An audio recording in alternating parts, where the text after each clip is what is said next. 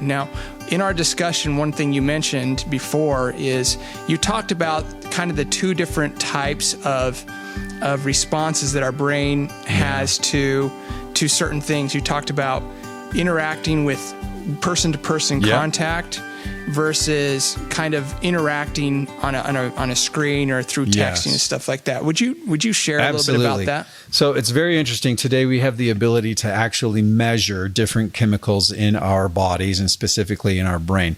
And our brain produces a few different neurotransmitters which help brain function, okay? And overall, mood and happiness. So when we interact like we are right now, you and I looking at each other eye to eye, having a deep, meaningful conversation, our brains are producing what's called oxytocin. It's the long-term happy hormone. And it's produced when we have these human-to-human connections. Right. It's especially produced when there's physical touch. And so that's why sitting down next to your buddy, playing a video game arm in arm, and you're like knocking elbows and you're like, oh, I totally smashed you.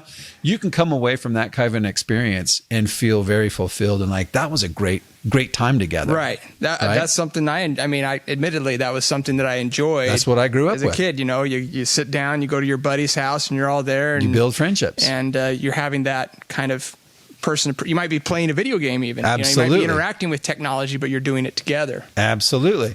And you'll come away from that thinking, man, that was a great weekend. And you have this long-term euphoria because your brain was creating oxytocin. Okay. And that lasts, it boosts mood for quite some time. Now, you take the same game and you put a guy or a bunch of guys isolated into their own basement with headsets and only interacting through the screen.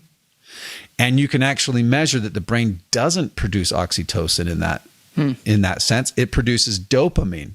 Now, dopamine is a short-term happy hormone that's created when we do addictive things and anticipatory things like gambling, like pornography, like even drinking alcohol. Produces a lot of dopamine. Okay. And dopamine is short-lived. So it expends really quickly and your body wants more of it really quick. So that's why when we interact with our screens, you can be interacting with it and you're just scrolling along and scrolling along and scrolling along because every time you scroll, you're anticipating what's going to come up next. Right? Right. And it gets you more dopamine. And then you put your phone down and you're sitting there for a second and you're like, grab the phone again, right? And you start scrolling again. That's the addictive nature of dopamine that comes through that technology. And same thing when you're playing that video game isolated in your basement, you'll come away from that thinking, oh, good job, I won the game, but I feel very unfulfilled. Mm-hmm. You don't sit there and think, hey, man, whatever the guy's name is, like Mega Man 45 it was so great that I, played with him and had such a great interaction with him. When you probably, if you saw him on the street, you'd be like, I don't really know how to interact with you because I've never even sat eye to eye, right, face to face with you. And another big part of that happens to do because of the accountability that comes from these kind of interactions, right? We often talk about how the higher the level of accountability, the higher the connection.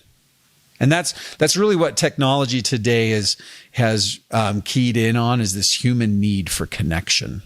We have this innate desire as human beings to be with other human beings. And as we're with other human beings, there's a high level of accountability. Now, accountability can be uncomfortable for a lot of people. Yeah. And so they shy away from accountability. We have this nature, this tendency to do what's easy. And so if we can eliminate accountability, then we think that it's going to be better for us. But what happens is when we eliminate accountability, you eliminate connection. So for example, let's talk about text for a second. Okay. Yeah. Texting is kind of like today's primary form of communication for teenagers. Right. They would much rather text, and not just teenagers, there's a lot of adults that do this too, who would rather text than pick up the phone and call and talk to somebody. Yeah. Why is that? Yeah, I mean, you see that all the time. I mean, I go to a restaurant, and you sit down, and you see people texting. A family. You see a mom and dad, and they're on their phones, or a group maybe somewhere else. They may be even teens texting the person right next to each other. Yeah. And why is that? Well, because when you're texting, you have the opportunity to take your time with your response. Think about if you and I were to have a conversation face to face like a text happens, right? I say one line and it takes you 10 minutes to respond to me. I think about it and I was like, okay. And then I when you're talking, I can't go back and say, I can just say, well, let me rephrase that, right? Like when you're having a conversation, you don't, because there's accountability, right? You have to correct the things that you may not have said correctly the way you wanted to the first time. You have to even apologize. Yeah. Which is great because that increases accountability. And so you come away with a deeper connection. Sure. Right. The more accountability, the more vulnerable that you have to be with a person, because of the accountability, then the deeper that connection is. And so we talk a lot about that with kids and help them understand technology promises connection, connected to Wi-Fi, connected to, this online community or social media. You get connected. Right. But it doesn't deliver. And you can look at the neurotransmitters going on in your brain and actually measure those results. That when you interact through a screen with someone, you don't create oxytocin. You create that short-term addictive neurotransmitter called dopamine. And I think the important thing is that people know that. Because once they're aware of it for themselves, then we can actually make choices. Right. Right? If you're not aware of what's happening, then you don't know what you don't know, and you're just kind of a victim to it. But once you understand what's happening in you, then you can make intentional choices.